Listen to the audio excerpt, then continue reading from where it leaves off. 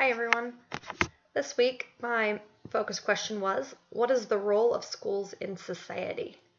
And the question I chose to put my thoughts on was, do critical thinking individuals help us as a nation thrive? Simply put, yes, our nation needs critical thinkers. We need individuals who are capable to think for themselves.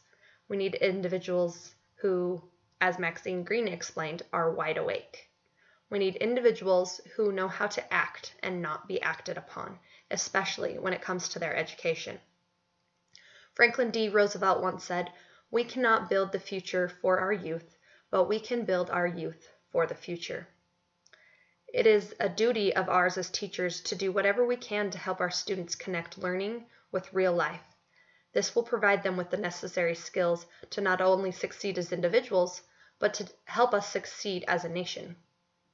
I found a pamphlet put out by the National Education Association entitled "Preparing 21st Century Students for a Global Society: An Educator's Guide to the 4 C's."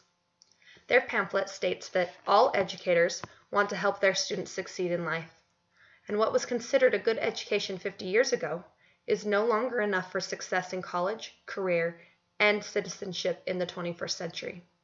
So they have come up with the 4 C's that will help our students succeed. And I kind of fell in love with their idea. Their 4 points are critical thinking, communication, collaboration, and creativity. So the first one is critical thinking. We as individuals are unable to learn well if we cannot think well.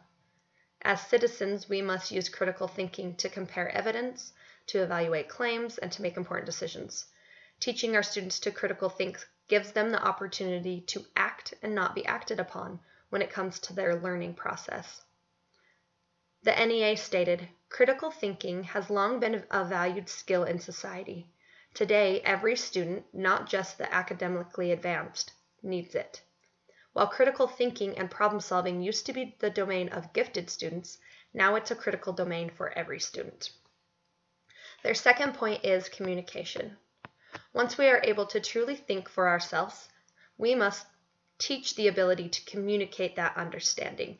It won't do us much good to have all that knowledge if we can't communicate it to someone else.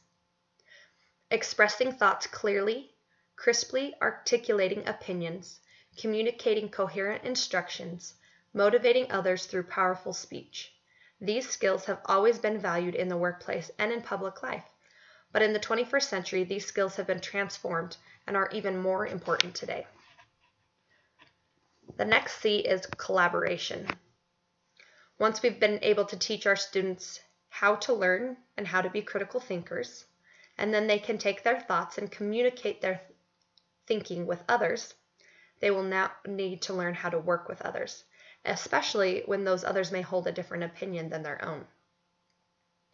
Collaboration is essential in our classrooms because it is inherent in the nature of how work is accomplished in our civic and workforce lives. 50 years ago, much work was accomplished by individual working alone, but not today.